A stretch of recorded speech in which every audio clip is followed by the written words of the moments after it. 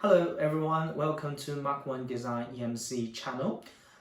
Today we're going to talk about how to use current probes. Actually, we're going to produce a series of videos introducing how to use current probes in the most efficient way. If you have already got an oscilloscope or a spectral analyzer, the next equipment you should purchase for EMC troubleshooting should be a current probe.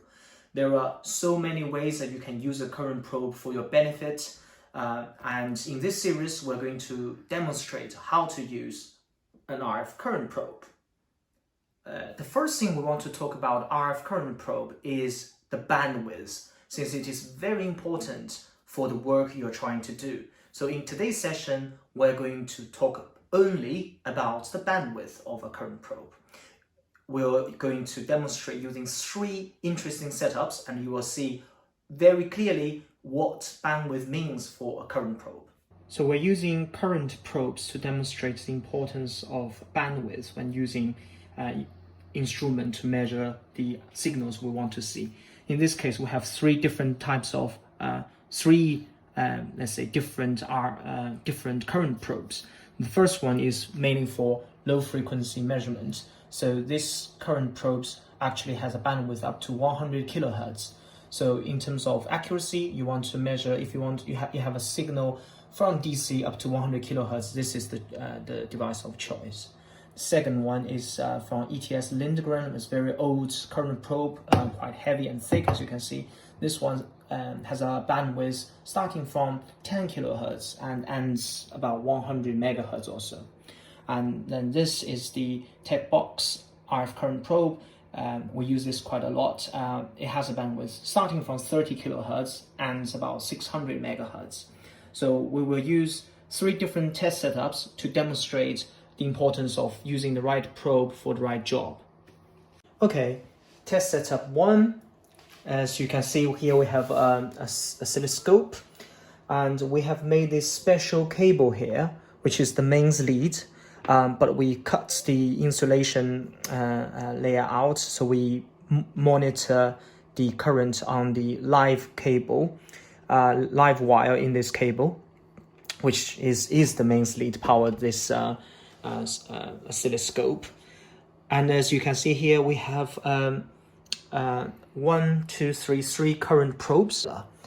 As we can see from the measurement, as we explained, because this current probe covers from DC level, so we are able actually to see the 50 hertz fundamental frequency of the current, whereas the other 2, you can only just see the noise really traveling here. In terms of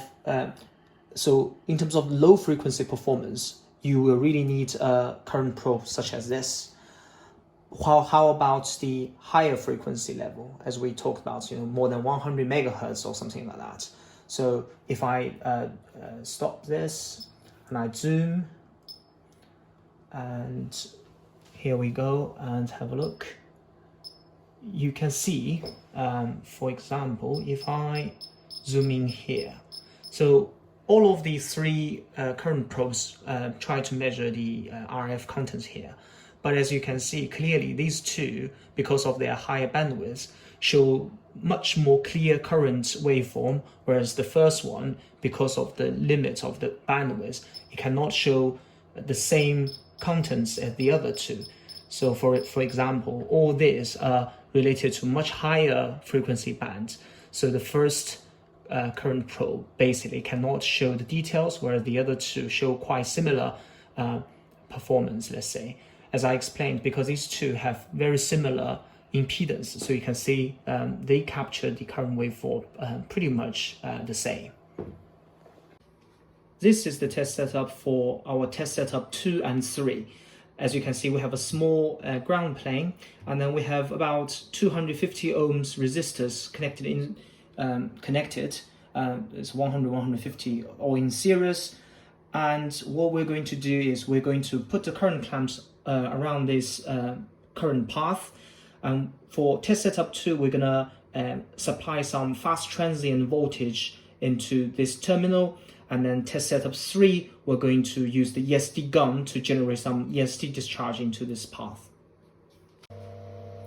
Test setup 2, as we can see here, we have a small ground plane, which is connected to the case of this EFT burst generator. The burst generator currently will just output from the PE terminal, and the high frequency burst voltage will be applied through these resistors path. And as you can see here, we have the 3 current probes sandwiched in this fashion. Be careful, we need to put some insulation layers between each current probe. And what we're going to do is we're going to supply some very fast rising edge burst signals, and then we're trying to have a look at the current waveform. Okay. Okay. So what have we got? So this is already the zoomed in version. So if I zoomed in, as you can see, channel 1, the yellow trace, is the measurement of this tech box RF current probe. Channel 2 is the ETS Lindgren one, and then the purple one, which is channel 3, is the low frequency current probe. So you can see again, for this 5 nanoseconds rise time and 50 nanoseconds decaying time, both RF current probes actually capture the profile really well, whereas the low frequency current probe basically failed to do so. You can see lots of ringing, and this is not the current. Right? So this refer channel 1, channel 2 as the true current profile, whereas channel 3, as you can see now, it really hits the bandwidth limits of this current probe. And yeah, one thing to note is that this oscilloscope has a bandwidth of 500 megahertz.